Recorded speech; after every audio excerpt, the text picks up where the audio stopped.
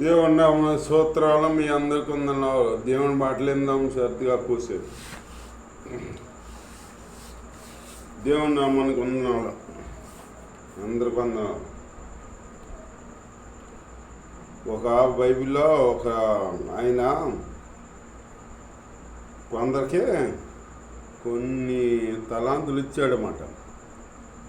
ఒక ఆయనకేమో 5 తలాంతులు, ఒక ఆయనకేమో 2 తలాంతులు ఇచ్చాడన్నమాట. ఒక ఆయనకేమో ఒక తలాంతు ఇచ్చాడు. ఇచ్చి వాడుకోండి అని చెప్పి దూరదేశం వెళ్ళిపోయాడన్నమాట.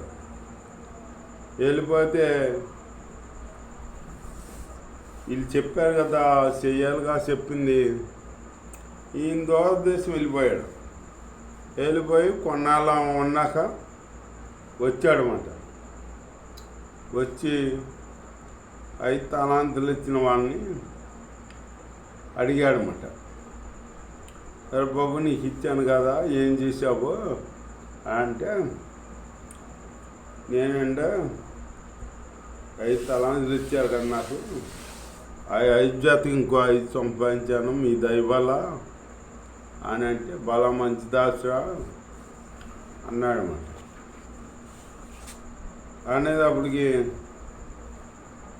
2 తలాంతులు ఇచ్చాడు కదా ఒక ఆయనకి, ఆయన్ని పిలిచాడు.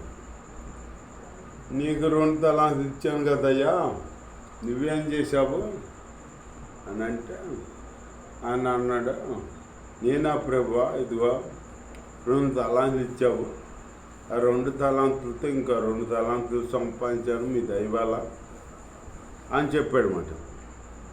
దేవుని స్తోత్రం, హల్లెలూయా అని చెప్పేటప్పటికి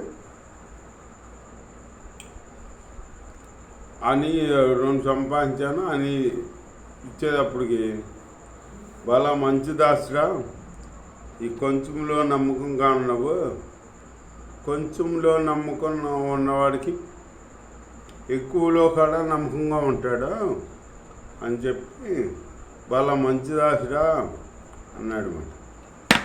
1 తలాంతు ఇచ్చిన వాడికి పిలిచాడు.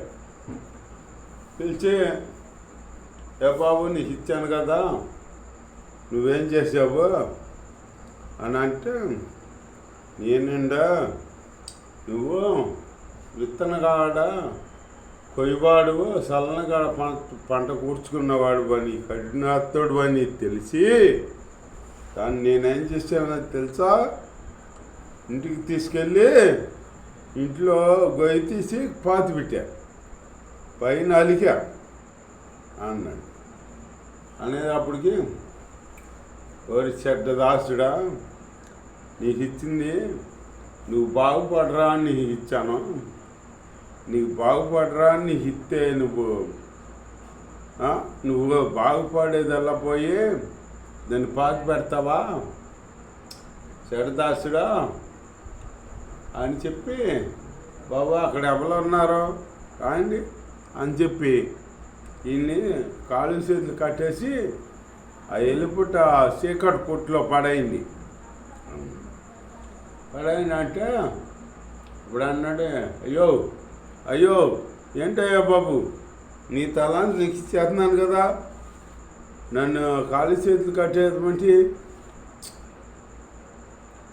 అంటే నా తలాంతు మన్నానా నిన్ను, నీకు బాగుపడరా అని ఇస్తే నువ్వు బాగుపడకుండా ఇలా చేస్తావా అని చెప్పి అలా ఇన్ని కాళ్ళు చేతులు కట్టేసి ఎలపటి చీకటి ఒట్లో పడేయండి అని చెప్పేటప్పటికి అన్ని కాళ్ళు చేతులు కట్టి చీకట్లో ఒట్లో పడేసాము.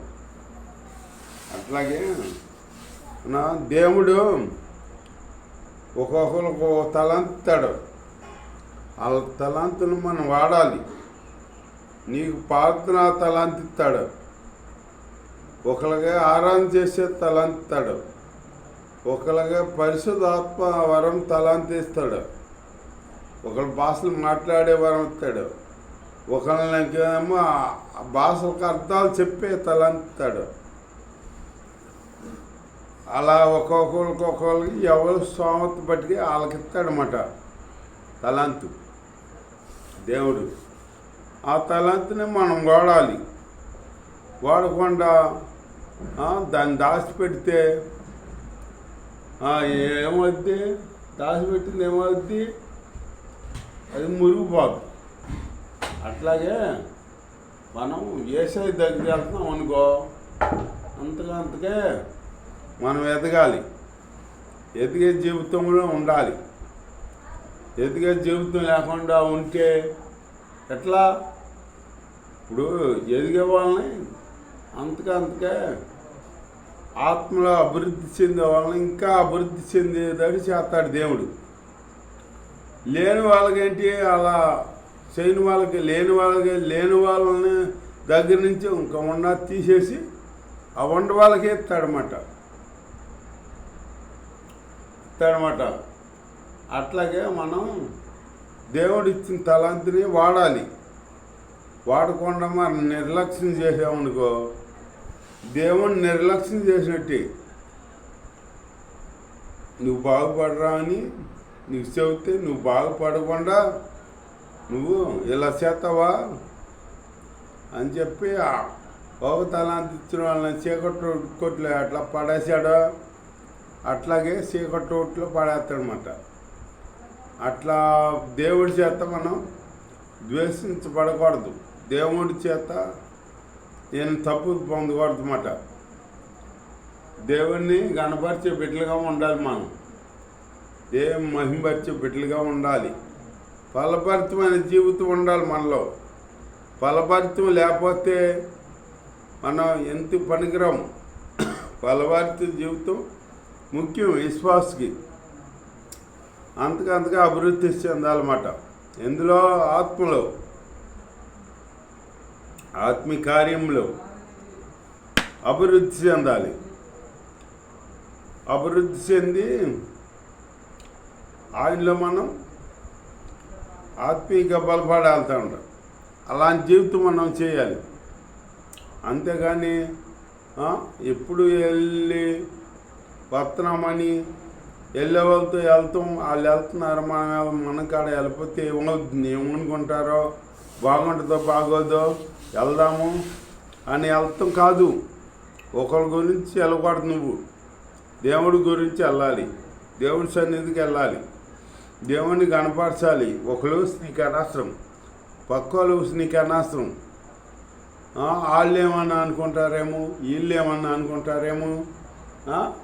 నేను ఆత్మలో ఆనందిస్తే, నేను చప్పట్లు కొడితే వాళ్ళు ఏమన్నా అనుకుంటారేమో, వీళ్ళు ఏమన్నా అనుకుంటారేమో అన్న జీవితం మనలో ఉండకూడదు.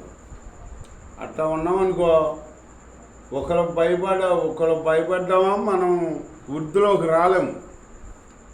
వృద్ధిలోకి రావాలంటే మనం మక్కుసూటుగా మనం వెళ్ళిపోవాలన్నమాట. నీవు దేవుణ్ణి గణపరిస్తాకి వెళ్ళావు మందిరానికి, గణపరచు. ఆయనలో నువ్వు లీలమయ్యావనుకో, ఆయన నీలోకి వస్తాడు. నీవు ఆయన ఏకమై మమ్మేకమై జీవించాలి. ఆత్మలో ఆనందిస్తూ పరవశిస్తూ ఆయన ఆనందం నీకు ఇస్తాడనమాట. అప్పుడు నీకు ఎక్కడ లేని ఆనందం వస్తుంది. అప్పుడు ఆనందం పరవశించవచ్చు. దేవుని బలం, శక్తిని కూడా పొందుకోవచ్చు. అలా దేవుణ్ణి ఆరాధించే బిడ్డలుగా మనం ఉండాలి. అంతేగాని వాళ్ళు చేస్తున్నారులే భక్తి, మనం చేస్తున్నాములే, వాళ్ళు చేస్తున్నారు మనం చేస్తున్నాము అంటే కాదు.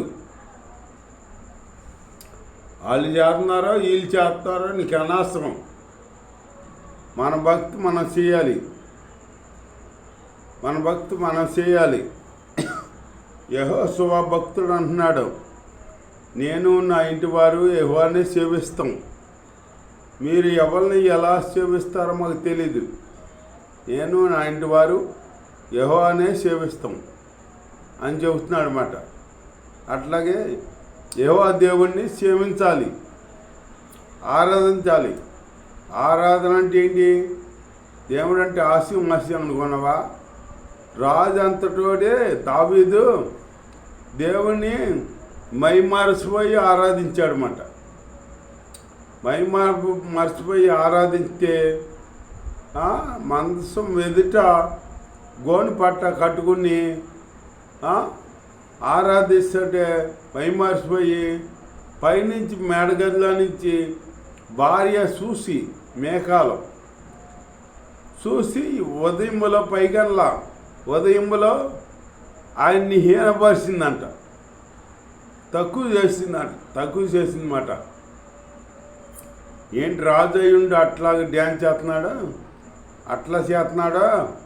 అని మనసులో అనుకుందంట. మనసులో అనుకున్నది మన దేవుడు ఎవరో, మనసులో మాటలు ఎరిగిన దేవుడు. నీ హృదయం ఏముందో దేవుడికి తెలుసు. ఇప్పుడు నీ ఆలోచన ఏంటో దేవుడికి తెలుసు. అలాగా మనం దేవుని ఆరాధించే బిడ్డలుగా ఉండాలి. అంతేగాని వాళ్ళ కోసం వీళ్ళ కోసం మనం వెళ్ళకూడదు. దేవుడి కోసం మనం వెళ్ళాలి. దేవుని కనపరిచే బిడ్డలుగా ఉండాలి. మన ఆశీర్వాదం కోసం మనం వెళ్ళాలి. మన దేవుణ్ణి ఆత్మతో సత్యంతో ఆరాధిస్తూ కన్నీళ్ళు విడిచి ప్రార్థన చేస్తూ ఉన్నామనుకో, మన కన్నీటిని నాట్యంగా మారుస్తాడు దేవుడు. మన దేవుడు గొప్ప దేవుడు. అలాంటి జీవితం మనం జీవించాలన్నమాట. దేవుడికి ఇష్టలుగా జీవించాలి.